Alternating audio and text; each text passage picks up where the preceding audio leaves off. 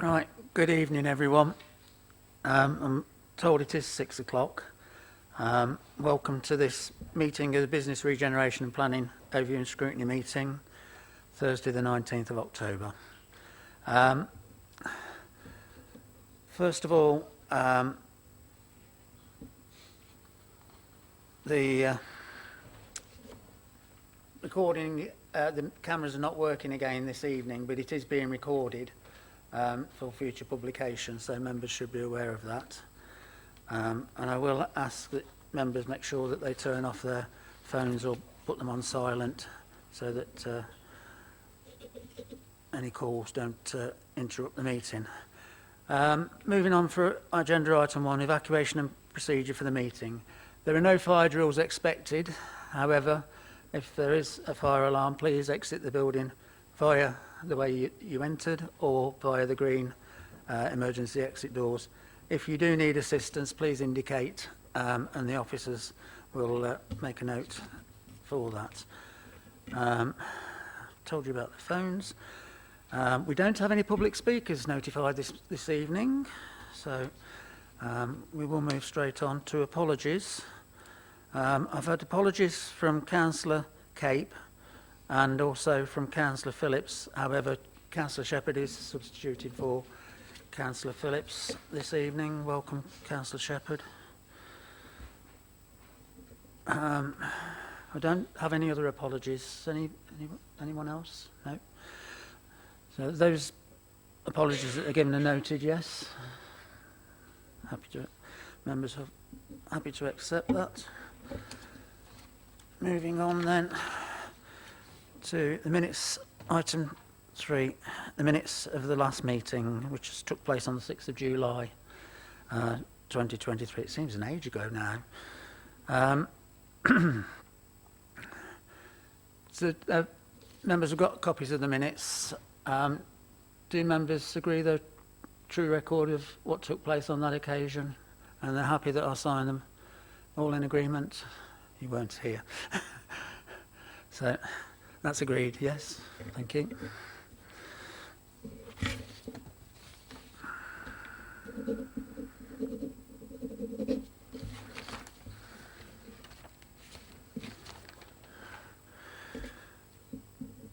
Thank you.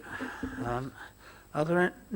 I didn't ask if there are any matters arising, but I'm sure that any matters that may be arising are covered on the agenda as is anyway. I'm not notified of anything, so we'll carry on. 4 declarations of interest.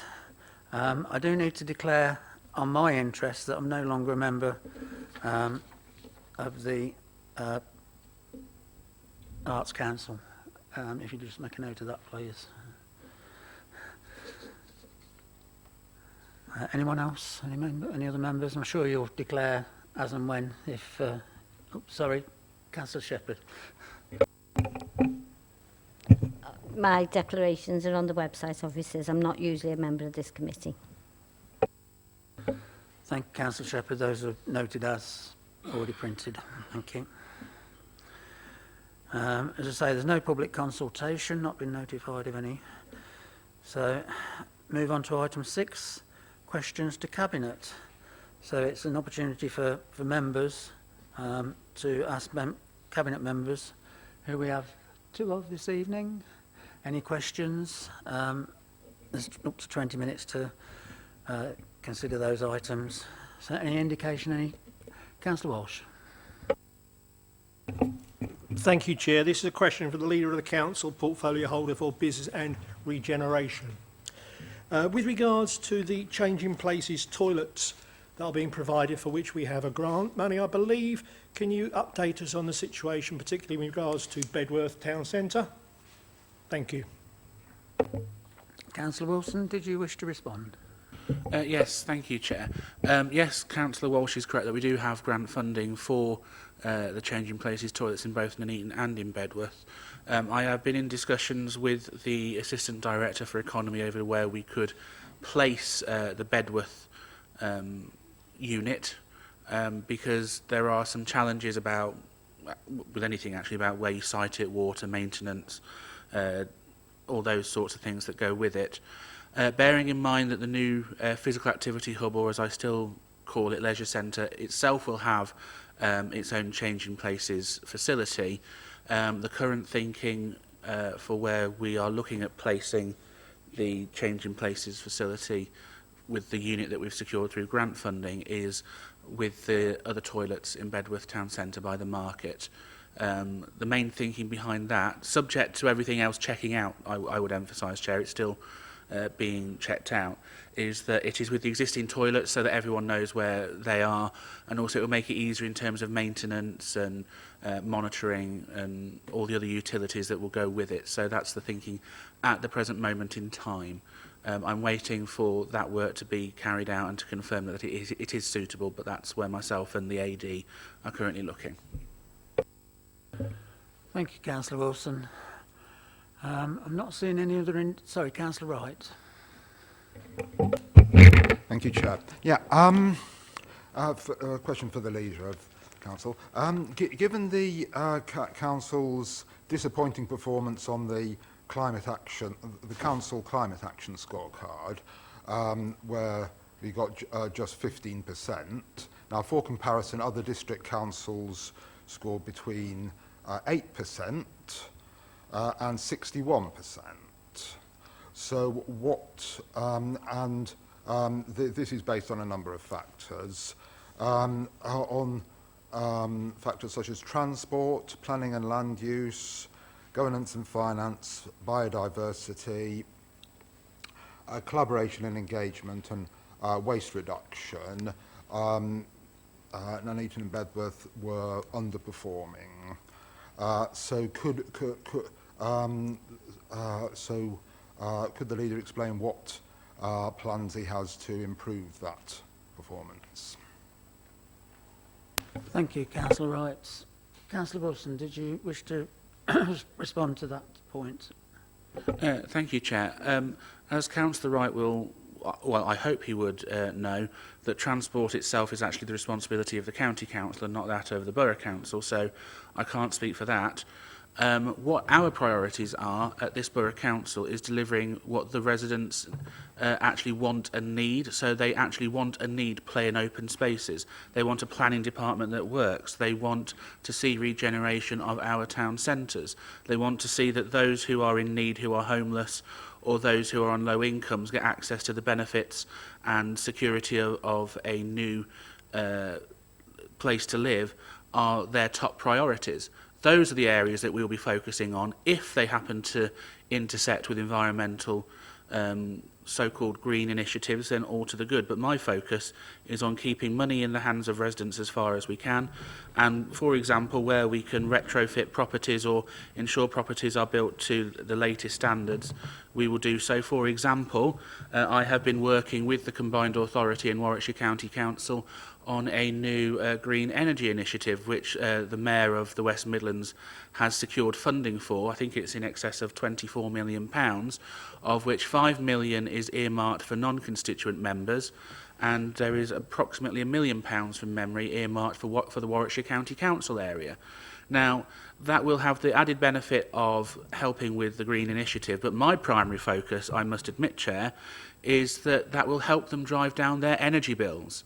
And that is a big bonus in these current difficult times that many businesses and indeed individuals are facing. And if it has an economic benefit, I think that is a secondary target, because what we should be focusing on is keeping jobs in the local areas, supporting businesses and enabling people to keep paying their bills in this difficult cost of living era. Thank you, Councillor Wilson. Councillor Graham Morton. Yeah, could I just add, please, that just 2 nights ago... It's a question to... It's it's portfolio holder questions, this is. Yeah, okay. just keep us to the agenda. Any other questions to the portfolio holders? I'm not trying to curtail debate, it's just a case of we need to follow the procedure. Yep. Ask a question. Is it true that the new taxi policy for the borough is actually working that way to a greener, more clean environment, with the removal, just 2 nights ago, voted through to get rid of the most polluting taxis off the roads. Councillor Wilson? Thank you, Chair. I haven't read the individual policy on the licensing committee because obviously I'm not on that committee, but I would say it doesn't surprise me, Chair, because we need to get the older vehicles off the road that are used by our residents, and modern vehicles do have more, shall we say, stringent requirements they have to adhere to, which does make them more environmentally friendly. So that would have an added benefit in that regard. I think the primary focus is ensuring that residents are protected and have decent, safe cars that they can use as taxi licences, but the added benefit will be, as part of that, the environmental initiative. But my primary focus, as always, will be the safety of the residents first. Thank you. Not seeing any other indications for portfolio holder questions to Cabinet members. No? We'll move on. So we move on then to item 7, Councillor call for action. I believe Officer Mr. Les Snowden, you're going to introduce us this paper. Thank you, Chair. The dilapidated King's Home Public House has been a blot on the landscape of Nuneaton Town Centre for many years, and the Council has, over quite a long period of time, been seeking to work with the owners to try and bring forward the redevelopment of the site, and to date that's proved unsuccessful. To move the redevelopment of the site forward, the Council could use its compulsory purchase powers. But to be able to do that, the Council needs to be able to demonstrate 3 things. 1, they've got a redevelopment scheme, preferably one that has already secured planning permission. 2, the means to deliver such a redevelopment, so that's mainly around being able to demonstrate that you've got the funding in place to do it. And finally, that you've made some attempt to try and acquire the land by agreement through negotiation. The latter we've done. We've been in lots of discussions over the years that we've just not got any real traction and got nowhere. We have worked with the owner's agents from time to time to try and see what could be done, and a lot of those initiatives that they brought forward have been undeliverable, primarily due to planning policy, which means the site is effectively within the residential ring around the town centre, so would predominantly be brought forward for residential development, although a lot of the interest that has come in over the years has been more around commercial. And the issue there is that the site's got a very limited access. You can only access it down Abbey Street. You've got no access off the ringway, and as far as county highways are concerned, because of the roundabout, there's no opportunity to gain an extra spur to get in and out because of the impact on the wider highway network. So the site is very constrained. So as we sit here at the moment, we haven't got the resources in-house to be able to bring anything forward. We are reliant on the private sector, either the owner bringing something forward that would work, that would be feasible and deliverable, or alternatively, a private sector partner coming forward that would be prepared to work with us. And there again, they need to bring forward a suitable scheme that would be deliverable and fundable. And in the current market, that doesn't really look as particularly realistic. So in terms of the overall condition of the building, I think we can all agree that it doesn't look very good. Both planning and building control have been and inspected the building relatively recently and have done so a number of times this year. And although they do have powers to enforce them to make it tidier, safer, cleaner, etc., within the parameters that their powers work, they don't feel that they're able to actually do something. So we're very limited in what we as an authority can actually do to address the situation. We're all aware quite recently that there was an incident of arson at the King's Home. As a consequence of that, there have been meetings with the police and fire service, and the police and fire service are pressing for a meeting with the owner to see how they can address the issues so that the building is a lesser demand on their services. Thank you. Thank you, Mr Snowden. So I'll open that up to any members wishing to comment on the item. Obviously, it's of concern, so I'm sure some members will want to make comment. Councillor Walsh. Thank you, Chair. I was just wondering, what is the benefit to the owner, current owner of the property, to leave it in such a state and not generate it into something that's going to give them income while it's just sitting there? It's been sat there for many years, as it says it quite rightly in the report. And yeah, on a business basis, it doesn't make sense. I know, obviously, land potentially increases in value, but to have it sat there with no income whatsoever seems to me just foolhardy. I'm presuming that's perhaps a question to yourself, Les. I don't know whether you can answer it, because obviously it's privately owned as identified, but I'll give you opportunity. I think the issue is that it's around making money available to invest, and whether the owner has the confidence to actually make that investment in the building. I think it's probably where we actually sit at the moment. There have been potential uses that they've had lined up in the past. They did have a nursery that was prepared to take it at one time, but that didn't really go anywhere. So I'm as much in the dark as you, Councillor. Thank you. Councillor Jill Shepherd. Thank you, Chair. I was a little surprised at Les moving the report, because I thought under the council call for action that was myself, because I'd written the report. So excuse me if I go back a step in terms of what Les has said. A little bit of background, I think, for the newer members on this panel. The King's Home's been empty since 2000. That's 23 years. It's had 3 planning applications on it. None of them have been enacted. The current one was for apartments and a fast food restaurant at the bottom. That was in 2016. I've asked it to come back to the scrutiny panel to be discussed, because none of them have been enacted. The site is getting more and more dilapidated, and I feel it does fit and apply to our section 79, which is about ruinous, dilapidated buildings and neglected sites. So I think actually that's one we could use if we so choose. There was a CPO that we were looking at 2 years ago, and that's just disappeared off the radar for some reason. I can't find out why that's happened. In doing this and bringing it back, in the last 2 years, that site has caused more problems for the fire brigade and the police than any other site in the borough.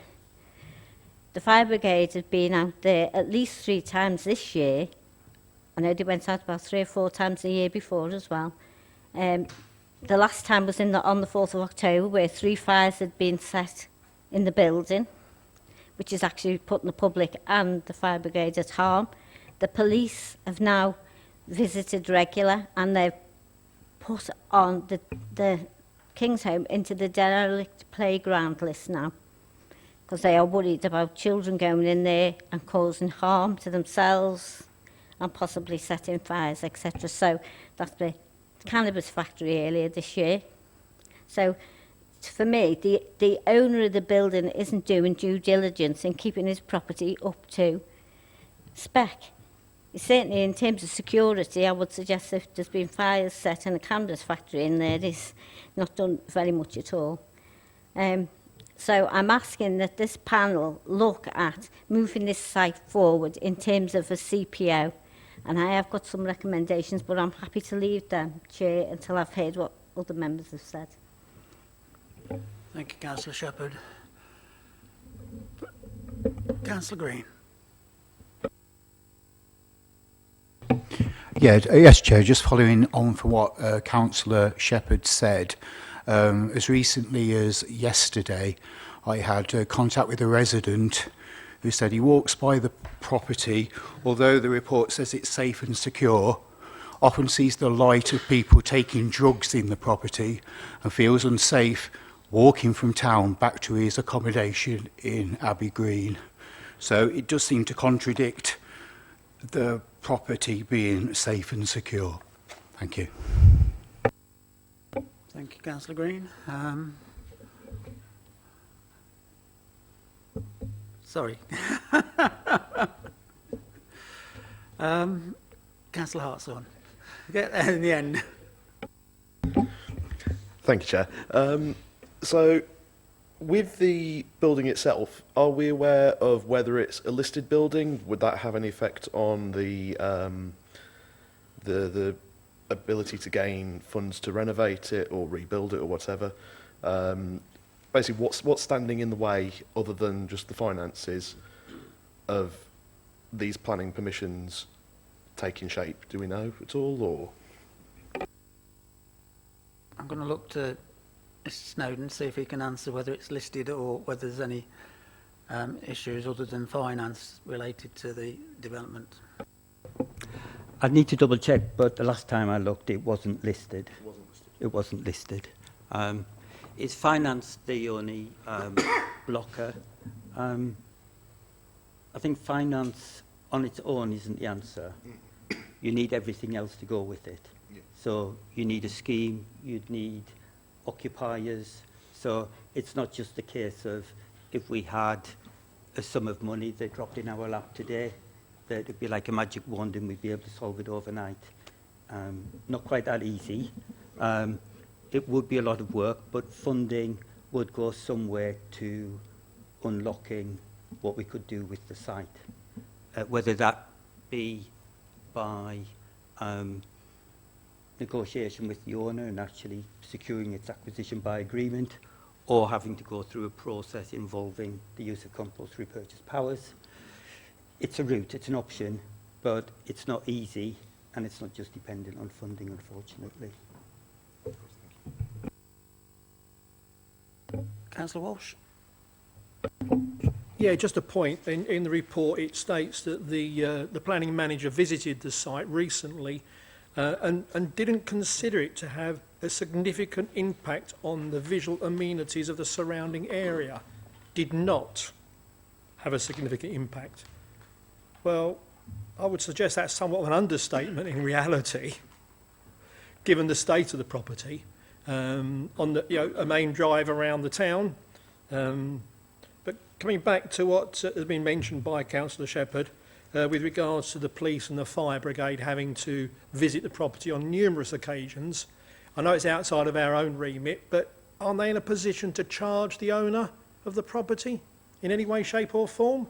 Because surely it's the owner's responsibility if the property is being vandalised, etc. They should make it in a situation where this can't occur, surely to God. I may be wrong. I'm not sure whether the officers could answer that, to be honest with you. It's not something that... Oh, okay. As I say, I think it's, as you say, it is more of a statement as to what the options are. Councillor Graham Morton.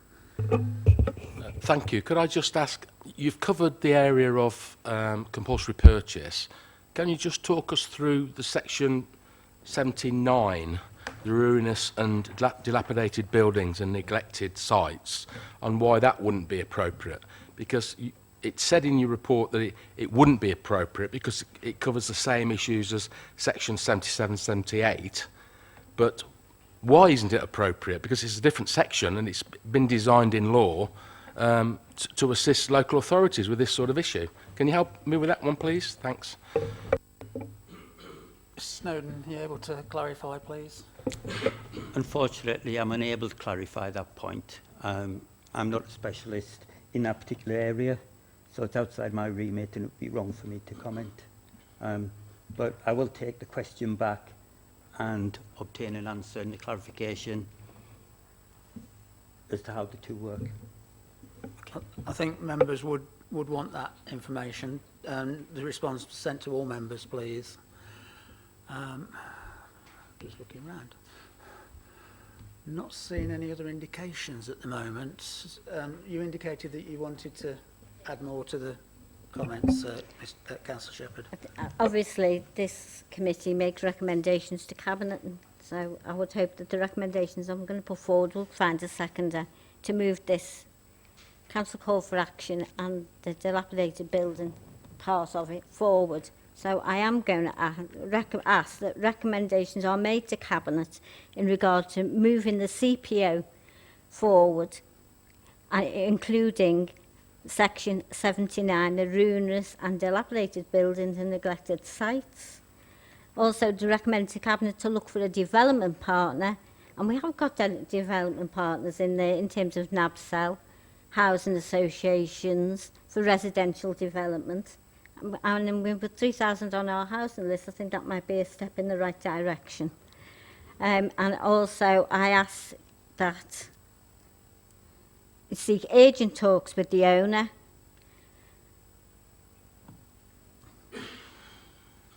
So when you can't read your own writing. So it's seek urgent talks with the owner, recommend to Cabinet to look for a development partner in terms of the fact that we've got 3,000 people on our housing waiting list and it is in the resident development zone. To seek talks with planning in regard to any future planning movement in terms of whether anything's going to come forward from the developer. And I've said about the CPO. Thank you. Does that receive a seconder? Councillor Wright, did you wish to speak on that? Okay.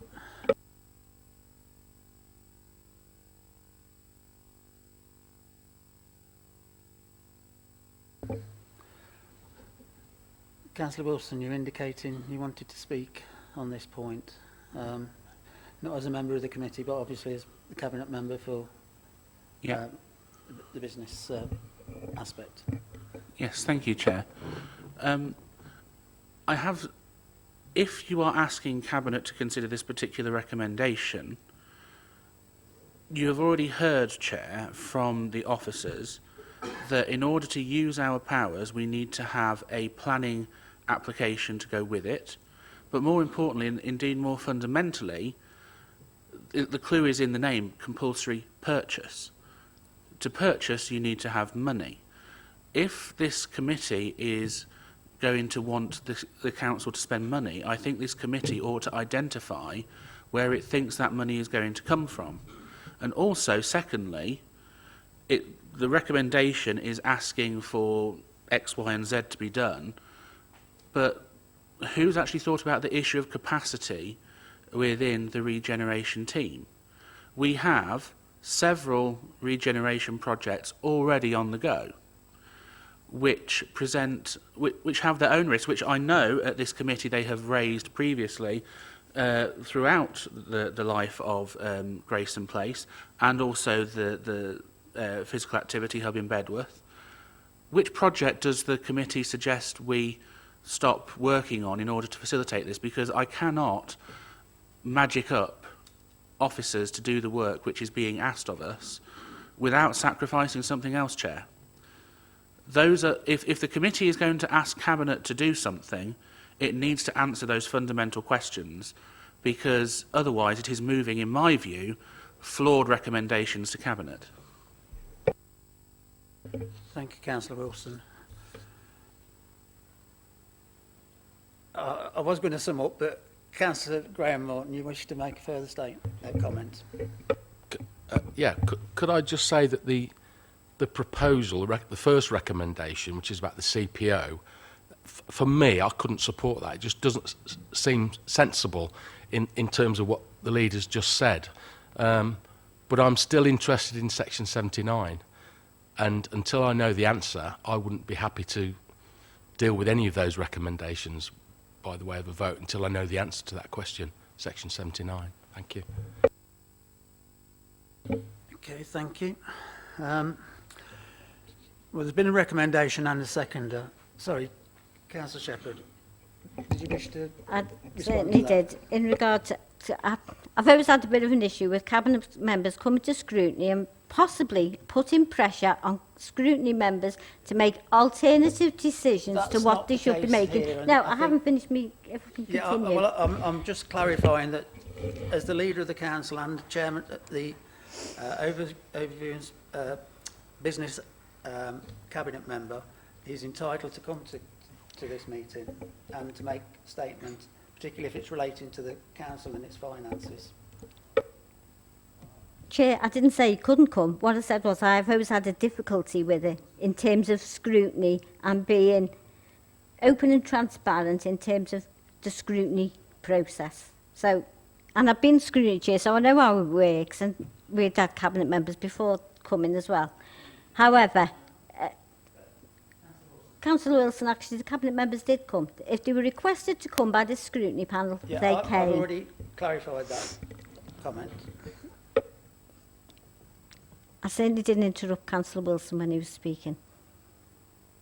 I wouldn't expect the same for myself. However, And I made comment when he that's fine. interrupted. Thank you. In terms of the comments from Councillor Wilson, in terms of the CPO and where should we find the money from, and you need to work out where the money's coming from the scrutiny panel. That is not a scrutiny panel's role to find money. We're making recommendations to Cabinet to say to them, we would like you to look at X, Y and Z and make a decision. Therefore, when they've made that decision can be called in, or scrutiny can say we really want to relook at section 79 because we don't feel that actually the council's looked at it, or we don't feel you've done enough work on X, Y and Z. That's the privilege of scrutiny. That's how scrutiny works. So I have got concerns about the mention. I can understand Councillor Morton you're saying about the CPO. However, the section 79 I think more than fits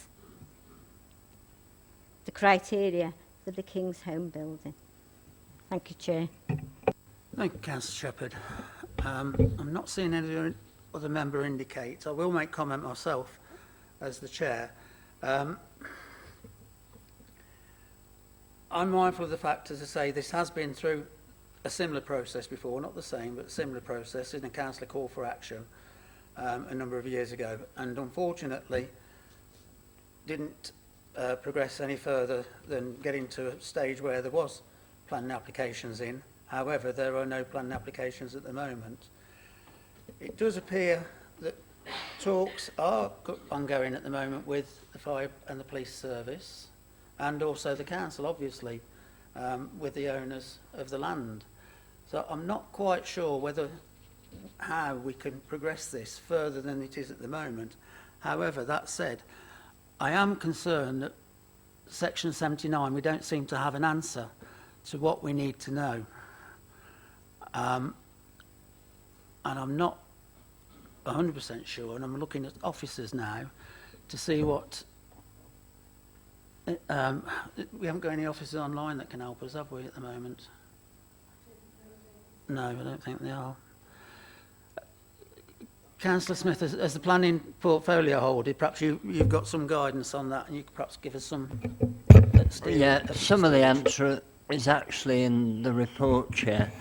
And I quote that a Section 79 ruinous and dilapidated buildings and neglected sites, the legislation mimics a 215 notice. Now, members of my team have already been out and assessed the building and feel it doesn't meet the criteria needed for a 215 notice. Therefore, that would negate the Section 79, which is pretty much the same thing.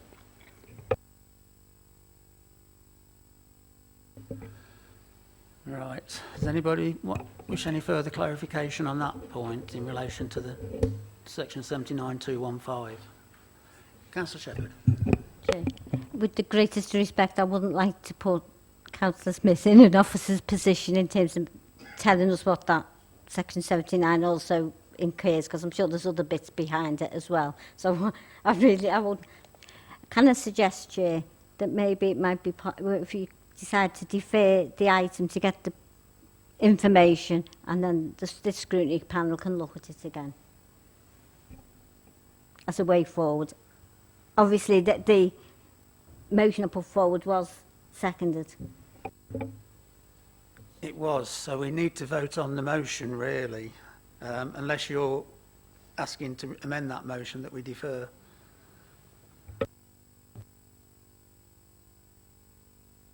Perhaps I could ask for deferment if it doesn't go through. Is that seconded again? Right. I'm not seeing any hands on the proposal for the deferment of it. I think it's important that we get it right, whatever we do with this issue. And we do need to know what our legal powers are and what we can and cannot do. I'm very mindful, as I said previously, we've been down this route previously, so we do need to make sure that what we do going forward is perhaps the right way forward. So a recommendation for deferment till the next, we could put it on the next overview and scrutiny meeting for consideration with the perhaps relevant information that's been asked. Sorry, and if there is any more questions that perhaps of a more technical nature, you could let either myself and the officers know, and we can get those answers available at the next meeting so that all members are informed fully before making the decision. So are members happy to defer that? Those in favour, or that? So that's unanimous. So we will defer this till the next meeting for further information to come forward. Thank you. Chair, can I give my apologies? I am going to have to go. I hadn't realised I was going to have to sub for councillor thing, and I've got to meet with the residents at 7. Yeah, not a problem, Councillor Shepherd. Thank you for attending.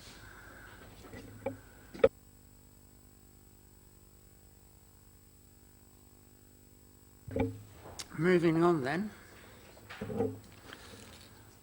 Item 8, removal of the lily pad water feature. There is a briefing note on this. Members have been copied into that. The recommendation is to note the report. Sorry, we're going on to the officer. For the removal of the lily pad fountain, there is a briefing note which has been circulated. Did you wish to add anything to that report at all? So I'm just looking at our officer now. No, thanks, Chair. No, I've got nothing to add at this time, Chair. Okay. So, any comment in relation to the note that's been sent out? Not seeing any indication. I think it's helpful to have that note and to understand where it's come from. And thank you for preparing that note. So, members happy to note the report as indicated. Those agree? Any against? Any abstentions? No, that's agreed then. Moving on. Back to item 9. I'm just waiting for the indication that the link's been turned off. Public space section order updates. Mr. Malik, Abu Malik, you're going to introduce this item. Thank you very much, Chair. Yes. So this report covers public space protection orders. So myself and Andrew Snowden have kind of got content relating to the report. So I'll start, and then Andy will chip in if he needs to. So what you've got in front of you, hopefully you've had a chance to read the report. You've got the background in terms of the legislative background for PSPOs. We have now got a number of PSPOs embedded as of late April. We had a dog control order that was already in place that was renewed. In addition to that, based on the work of a working group, work of officers in terms of looking at practice elsewhere, etc., we had then a number of new PSPOs that were enacted April 22, which was psychoactive substances, or the use of psychoactive substances, town centre begging, and then we had highway vehicle sales, and then the alcohol consumption order in public spaces, again, was an old PSPO that we continued with. I guess the point to note, if anyone who's been watching the news lately, I think the government have announced in about 3 weeks' time. We've got the actual PSPO is for novel psychoactive substances. That picks up a number of novel substances which are kind of new and emerging. But the one that was causing us a significant issue and was a national issue at the time, which was the driver behind that, was obviously the use of nitrous oxide or laughing gas. That continues, obviously, has continued to be an issue. It's probably quelled since it was at its height, probably about a year ago, maybe 15 months ago. And obviously the new legislation that will come in will kind of be a significant help in terms of stopping it at sale. However, under the PSPO, there are other substances as well. And as members will be well aware, you know, issues that we've got around emerging substances is something that we're constantly monitoring. So we've kind of come back almost probably a year on since we were last here, and with regard to the PSPOs, I think what we envisaged from the conversations that we had with other areas was it was always an additional tool, an additional lever that the local authority, or in particular the police, would have, depending on the PSPO we're talking about. So some are sitting with community safety, some sit with Andy's team. And I think we've seen direct and indirect benefits. So within there, what we've said is, at times, you've got the PSPO, and the kind of basis of the PSPO is helping address issues such as town centre begging. So that was an issue for us. That was a considerable challenge on a number of fronts. If we go back 12, 15 months ago, it'd be probably incorrect to say the PSPO in itself has completely solved that, but it has given powers and a lever to particularly the police and ourselves to address that. And if you look particularly around the town centre, it's been an issue that's been significantly impacted, hopefully in a positive way.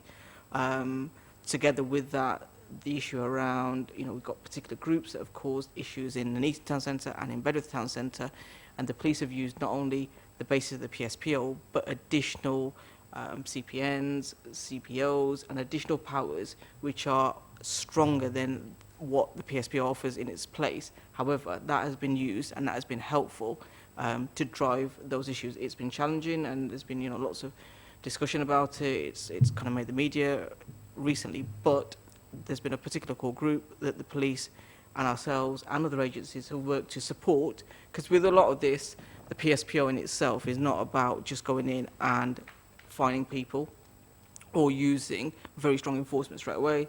There's often an educative angle, a supportive angle, depending on the circumstances of individuals or groups, but this legislation itself actually has helped. And when we've talked to support agencies, some of those that obviously have been either begging in the town centre or doing other things are well aware of the legislation themselves. So that tells us it's working. So where we're at is kind of covered in the report. And I don't know if, Andy, do you want to add anything else in terms of the PSPOs that you've got? No, it's just perhaps just to say that the main one we have is the, in terms of the working group, is the highway car sales, and there was a marked improvement initially. We've had a few incidents through the last few months in a couple of locations, but we've never found it's been the same offender twice. So like Abu said, we've always gone for an educational aspect. So we've written to them, phoned them and then written to them. And then when we'll have another occurrence, maybe a couple of months later, it's a different person. So it's a sort of ongoing process to keep advising people. But no, I don't think there's anything more from me unless there's questions. Abu, did you want to say any more before I open it up to members? Councillor Joy Morton. Joy Coventry Morton, get it right. You were right. You were right.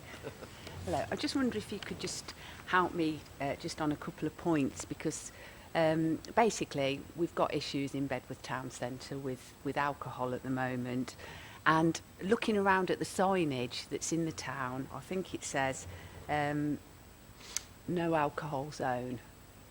Can you just explain how that works? Because from my understanding of it, unless a person is intoxicated, they won't be given a fixed penalty But then if they are intoxicated, they can't always be given one. So can you just explain that? Or Abu, Absolutely. are you able to give some clarification around those signage? Thank you.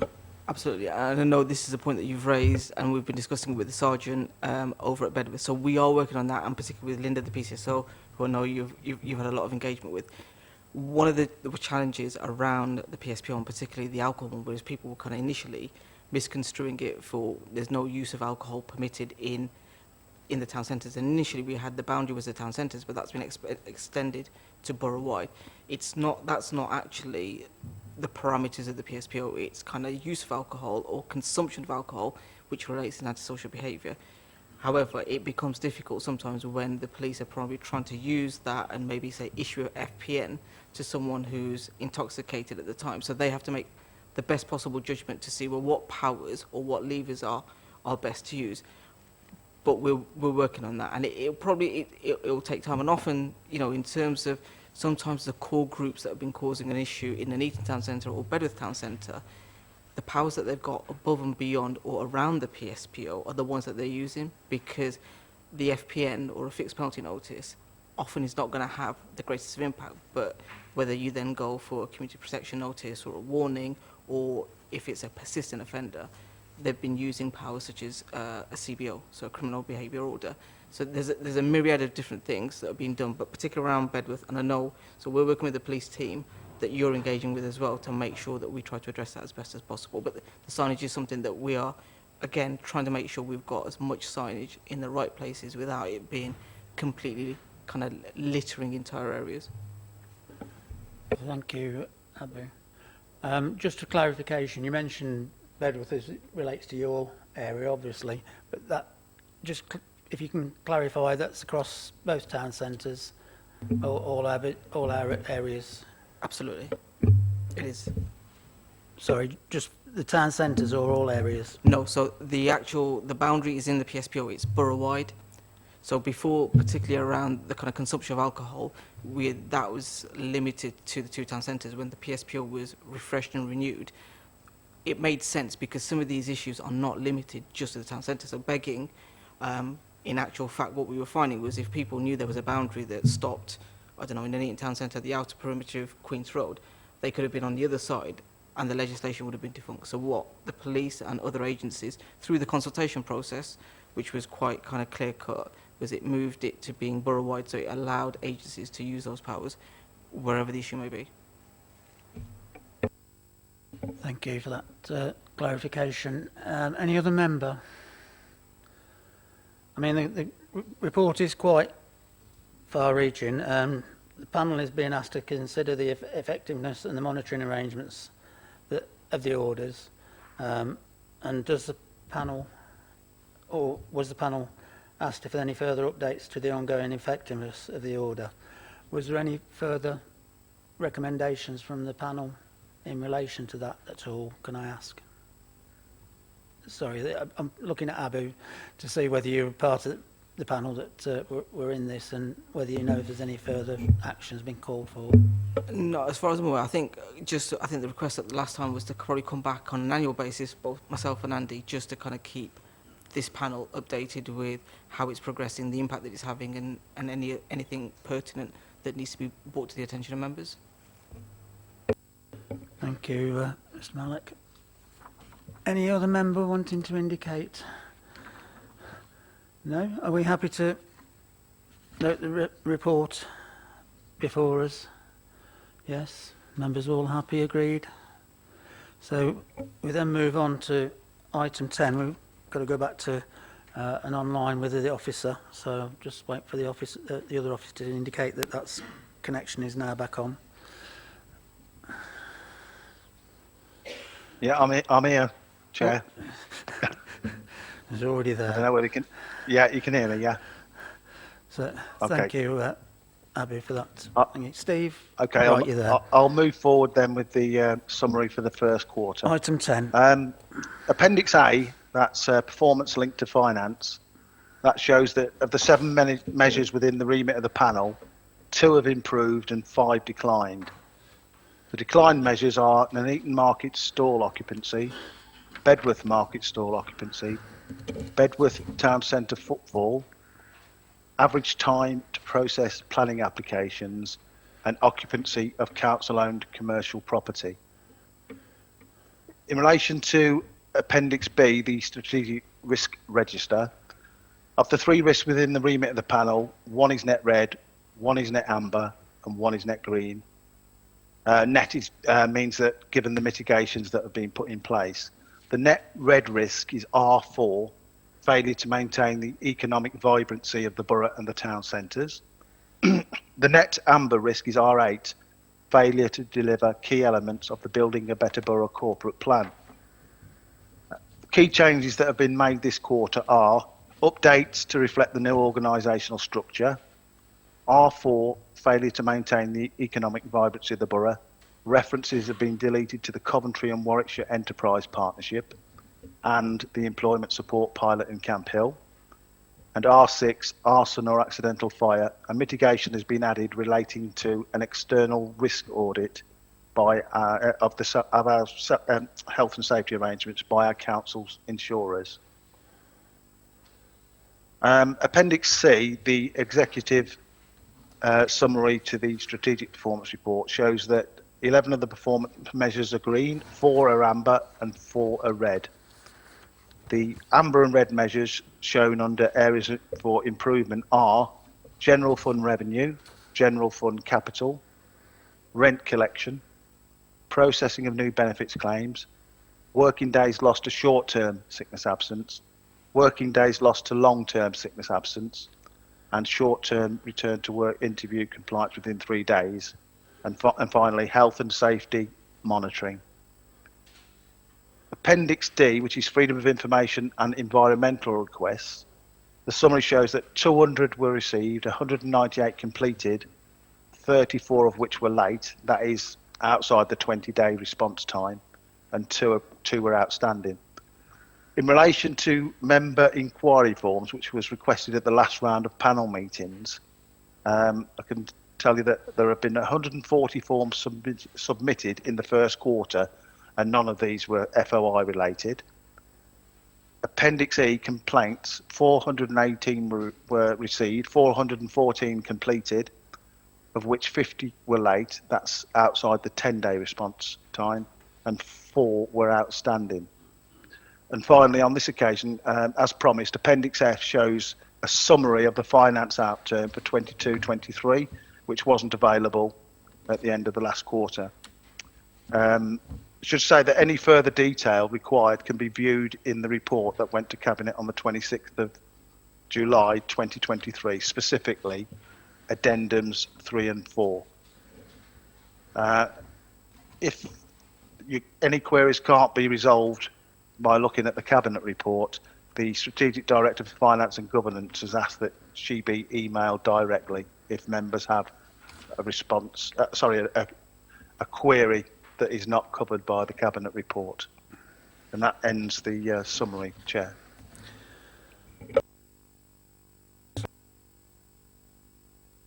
Got that microphone. Thank you, Steve. Open it up to any member. Any questions, clarifications in relation to the reports? Councillor Wright. Thank you, Chair. Yeah, I noticed in the financial summary there's a loss of over £300,000 on car parks. Now, I understand that some car parks are losing money because they're not charging enough, and others are losing money because they're charging too much and so not getting used. So doesn't this underline the case for more flexibility as to car park charges rather than a one-size-fits-all approach?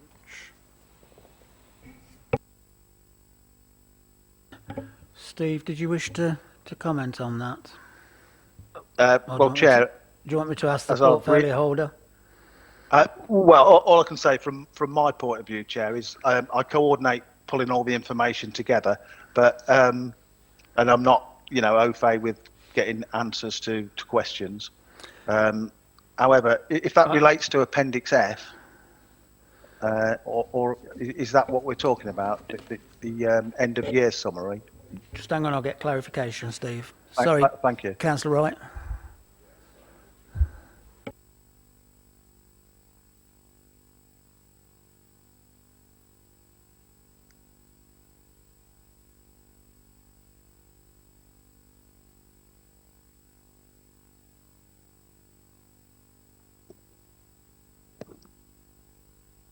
Yes, it's a financial summary in Appendix A, yeah. It's Did you Appendix catch A, is that, it? Steve? Financial summary in Appendix A. Oh, okay. In Appendix A, that's again the information I produce and coordinate all the performance information, and I'm given the finance information. I wouldn't know the detail behind that, or how to explain why the car park I situation understand is that's as is. it's not in your remit, that part. However, we do have the portfolio holder here. Perhaps can give some light to the information. Councillor Wilson. Okay, thank you, Chair. So it may go some way to reassuring Councillor Wright, but that is the net budget figure once you've taken into account all of the income that we have. So it's your gross expenditure minus the income that we have. One of the things that we did find after budget setting in February was that the pay award which was given nationally through the National Joint Committee was higher than that which was forecast by our officers, which we had to find at the budget setting council. So that has had a slight impact in terms of pushing some of the budgets up compared to where they would be. I would also draw Councillor Wright's attention to, if I can find it, where are we? Page 34, where it shows car park ticket income. If you look at where we are compared to last year, we are actually up on the first quarter by about £14,000 on income. So actually what he is suggesting, I would argue, is incorrect, that there's been a fall in income. Actually, the figures are showing it is going up, the income that we are receiving. Hopefully, we will have a better grasp on particularly the staff pay award when it comes to budget setting. That we are actually building in, I think it's fair to say, a slightly higher figure than we did last year, because it is still in a state of flux, and that obviously affects your staffing pay bill, and those go directly in a proportion to each of the different budget areas. Thank you, Councillor Wilson. Councillor Walsh, you indicating? Thank you, Chair. It's just a couple of items. I appreciate you probably can't answer the questions at this moment, Steve, but it'd be good to have it. We spoke previously about the planning application time frame, and I'm pleased to say that we've separated it out now so we can identify that there are certain applications that are skewing the figures dramatically, which is good. It helps us see what's going on. But obviously, the fact that the time span is now getting longer, and is that because of those outstanding applications? Is that what's actually causing it to get worse, or is it any new applications that are being are trying to cause it to extend a little bit more? I'm not sure whether Steve can answer that, but appreciate that. I'll ask the question. Steve, are you in a position to answer that? No, you're right, Chair, but I can go back and ask if it's the existing outliers, as they call them, or whether there are new ones. I can ask that question, and I can get some feedback to the panel via Maria, perhaps. Okay, we'll get an answer for you on that. I've just got Councillor Smith, who may be able to give you a little bit more information as well before we move on to the next question. Councillor Smith. Yeah, those 6 applications that are really long and difficult do increasingly skew the figures, because if we're more efficient and get the overall numbers down, they have a bigger impact on the figures. So it gives you a totally wrong impression that things are getting worse, when actually they're getting better. It's those same 6 difficult ones that mess the figures up. So if you extract those and look at the averages there, and I think the median is 59 days, which is actually okay. So the better we are, the more those long figures impact on the average. I think that's giving you some indication of where the figures sit. You've got your hand up again for another question. Just a second question. I know, again, Steve can't answer it, but on the commercial properties owned by the council, obviously there's a decline in rentals and an increase in vacant. Is it possible to have that separated out to indicate which are retail premises as opposed to, we'll call it industrial stroke warehousing properties? Because obviously I'm guessing these are all just lumped into one. Steve, are you Yeah. in a position to Well, answer well, that? Yeah, the council is right. They are all lumped into one. But I haven't got a split. But if that's what you'd like, I can try and get that for the next quarter. Yeah, I think it might be helpful to have a split, particularly given the work that's ongoing at the moment. It might be useful to know and understand more so where the actual shortfall is. So that'd be helpful if we could do that. Not seeing any other member at the present time on this one. Obviously, in relation to the finances, it is retrospective. It is the first quarter.